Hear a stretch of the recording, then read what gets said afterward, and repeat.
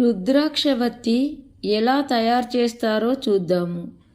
కాటన్తో చేసిన దారను తీసుకొని ఒక పెన్నును తీసుకొని దానికి 22 వరుసలు వీడియోలో చూపిన మాదిరిగా చుట్టుకోవాలి.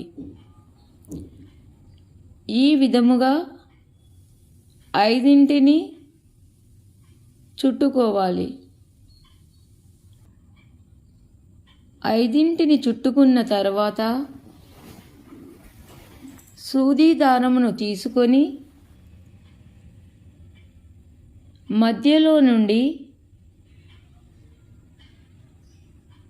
5 సూది దారంకు ఎక్కించాలి. ఇలా 5 ఎక్కించిన తర్వాత మధ్యలో ముడివేయాలి.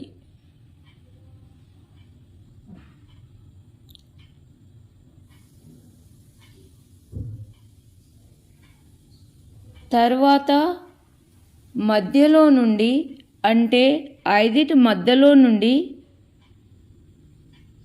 చిన్న హోలు అవుతుంది కదండి, దానిలో నుండి ఒక పువ్వొత్తిని ఎక్కించాలి.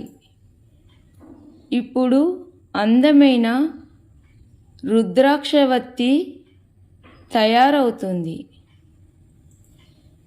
ప్రతి దానిలో 22 వరుసలు ఉన్నాయి కాబట్టి మనకు 110 పోగుల పంచముఖి రుద్రాక్షవత్తి తయారవుతుంది. ఇది శివునికి చాలా ఇష్టమైన వత్తి.